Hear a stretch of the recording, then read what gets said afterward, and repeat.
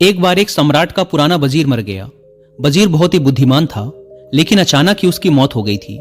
तो अब नए वजीर की खोजबीन शुरू कर दी गई। साम्राज्य बहुत बड़ा था, इसीलिए उसे संभालने के लिए एक बहुत ही बुद्धिमान और दूर की सोच रखने वाले वजीर का होना भी बहुत ही जरूरी था। पूरे राज्य में सबसे बुद्धिमान और समझदार व्यक्ति की खोज शुरू कर दी गई।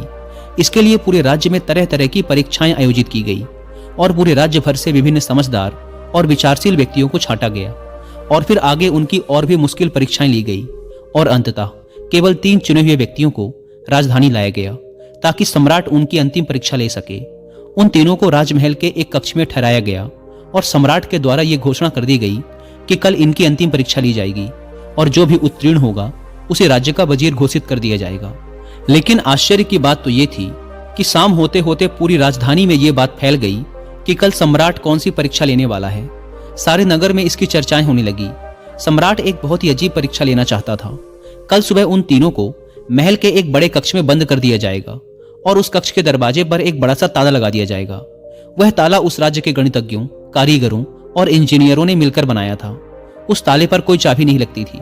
ताले के ऊपर केवल कुछ गणित के अंक लिखे हुए थे और उन अंकों में एक पहेली छुपी हुई थी। जो भी उस पहेली को हल कर सकेगा वही उस ताले को खोलने में सक्षम हो पाएगा। धीरे धीरे ये बात उन तीनों के पास भी पहुंच गई कि कल उन तीनों को एक कमरे में बंद कर दिया जाएगा और बाहर एक ताला लगा दिया जाएगा जिसकी कोई चाबी नहीं है। बस उस ताले के ऊपर कुछ गणित के अंक खुदे हुए हैं जिनमें एक पहेली छुपी हुई है। तीनों में से जो भी उन अंकों का प्रयोग करके उनके पीछे छुपी पहेली को हल कर लेगा और पहले दरवाजा खोलकर कमरे से बाहर आ जाएगा उसे ही वजीर बना दिया जाएगा।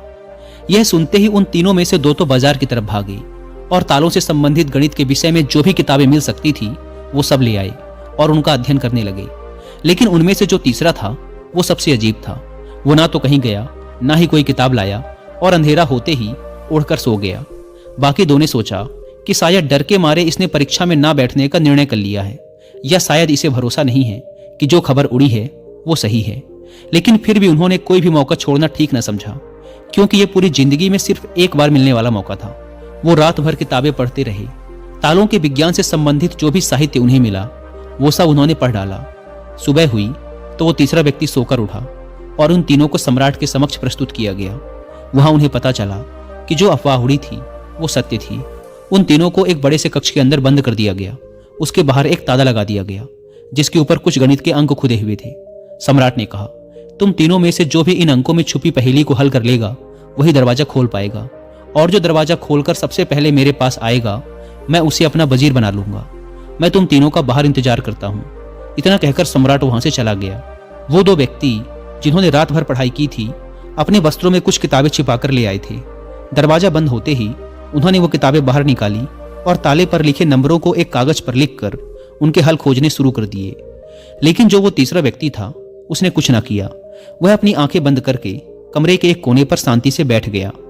उसे बैठा देखकर वो दोनों हंसे और तंज कसते हुए कहा, क्यों, हार मान गए क्या? कुछ करो तभी तो कुछ होगा। उन्हें लगा जैसे उसने हार मान ली है। वह डर गया है और अब वह कुछ भी प्रयास नहीं करना चाहता। लेकिन उसका मन एकदम शांत था। उसकी आंखों से स्थिरता झलक रही थी। वह परेशान नहीं मालूम पड़ता था। वह बैठा रहा। फिर अचानक उसे कुछ सूझा। वह उठकर दरवाजे के पास आया और धीरे से उसे धक्का दिया और यह क्या, दरवाजा खुल गया। वह कमरे से बाहर चला गया। लेकिन वो दोनों व्यक्ति अपनी किताबों में ही डूबे रहे। उन्हें पता भी ना चला कि वो तीसरा कमरे से बाहर जा चुका है। उन्हें तो पता ही तब चला जब सम्राट उस तीसरे व्यक्ति को लेकर अंदर आया और बोला, बंद करो अपनी ये किताबें। जिसे बाहर निकलना था वो तो कब का निकल चुका। यह देखकर वो दोनों दंग रह गए और पूछा, आखिर तुम बाहर कैसे निकले? सम्राट ने कहा, ताला तो लगाया ही नहीं गया था, क्योंकि बंद ताले को तो खोला जा सकता है, लेकिन जो ताला लगाया ही ना गया हो उसे कैसे खोलोगे?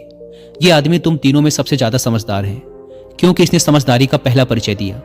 इसने ताले पर लिखे अंकों को हल करने से पहले यह जानने का प्रयास किया कि आखिर ताला लगा भी है या नहीं।